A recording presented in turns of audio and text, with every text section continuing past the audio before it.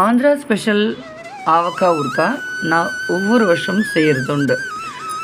இந்த ஊறுகாய் நம்ம செஞ்சு வச்சோன்னா இது வந்து கெடவே கெடாதுங்க. நீங்கள் வந்து தயிர் சாதமாக இருக்கட்டும், சாம்பார் சாதமாக இருக்கட்டும், ரொம்ப சூப்பராக இருக்கும். நம்ம இது வந்து பார்த்திங்கன்னா எல்லாமே பச்சையாகவே அரைச்சி போட வேண்டியது தான். இதுக்கு மெயினாக வந்து இதயம் நல்லெண்ணெய் ரொம்ப தேவை.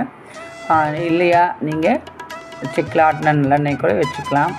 நான் வந்து ஒரு 2 கிலோ மாங்காய்க்கு ஒரு 200லேருந்து ஒரு 300 மிளகாய் தூளும், கடுகு வந்து ஒரு 200 கிராம், கல்லுப்பு வந்து அரைச்சி இதில் நான் சேர்த்துருக்கேன்.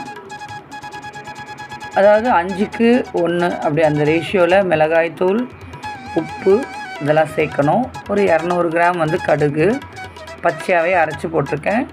அதே போல் வெந்தயம் சேர்த்துருக்கேன். எண்ணெய் வந்து நீங்கள் செக்கில் ஆட்டின நல்லெண்ணெயோ இல்லது நான் வந்து இதயம் நல்லெண்ணெய் சேர்த்துருக்கேன். இதெல்லாம் நல்லா சேர்த்து நம்ம இப்போ இந்த பொடியெல்லாம் ஒன்றா கலந்துருக்கேன் ஒரு பெரிய தாம்பூலத்தில். அப்புறம் வந்து இதில் கொஞ்சம் பூண்டு, நான் ஒரு பூண்டு வந்து உரித்து சேர்த்துருக்கேன். அவங்க விருப்பம்தான் சேர்க்கறது சேர்க்காததும்.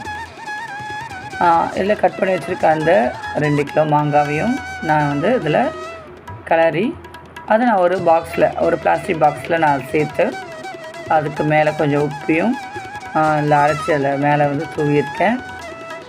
இந்த எண்ணெய் வந்து பார்த்திங்கன்னா நல்லா ஊறி மேலே வரும். அதுதான் வந்து நம்ம ஊறுகாய் பதம். இந்த ஊறுகாய் வந்து நல்லா ஒரு 10 நாளைக்கு வந்து நீங்கள் கிளறி விட்டுட்டே இருக்கணும். ஈரம் படாத கரண்டியை பயன்படுத்தணும். தினமும் நீங்கள் கிளறிட்டே வந்தீங்கன்னா இது வந்து ஒரு 10 days to 15 days நல்லா ஊறின பிறகு இதை பயன்படுத்தலாம். ரொம்ப டேஸ்ட்டாக இருக்கும். நீங்களும் ட்ரை பண்ணுங்கள்.